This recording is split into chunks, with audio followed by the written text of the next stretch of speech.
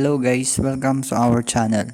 For today's video, we're going to explain and illustrate the stages of meiosis. Cell is considered as the smallest unit of life. It is important in reproduction and life forms. Cell undergoes cell division. There are two types of cell division, mitosis and meiosis. But in today's video, we will be more focusing on meiosis. Have you ever wondered why kittens do not look exactly like their parents? Or some kittens look different from each other? The answer lies in the process of meiosis, which generates the gametes for reproduction. In meiosis, two gametes united to form embryo that is genetically unique from the parent's organism. The embryo then grows into adult and passes the genetic information to its offsprings. Let's take a short glance at the difference between mitosis and meiosis. Both mitosis and meiosis has 5 stages: the interphase, prophase, metaphase, anaphase, and telophase. But in meiosis, it divides twice. The easiest way to remember these phases is to remember IPMAT. As a result, 4 haploid cells that are not genetically identical was formed, while in mitosis, it results 2 diploid cells that are genetically identical.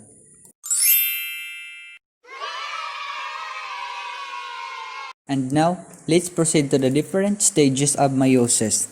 First is interphase. In this phase, DNA replication happens. The duplicate chromosomes turn out the pairs from the other pairs. So the mother's pair bind with the father's pair, forming a tetrad or a group of 2 chromosomes called homologous chromosomes. The sister's chromatids bind into its homologous chromosomes. During this period, the chromatids swap certain section of DNA called crossing over or recombination.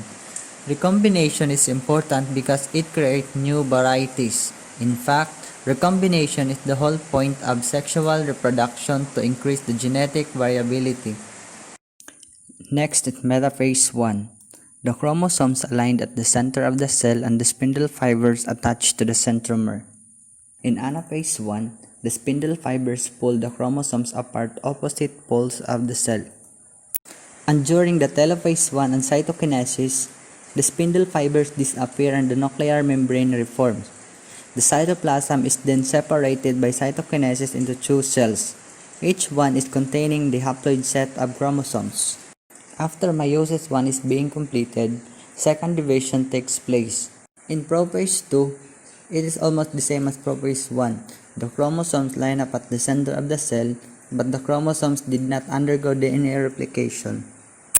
And during metaphase 2, the chromosomes line up again at the center of the cell, and the spindle fibers attaches to the centromere of the chromosomes.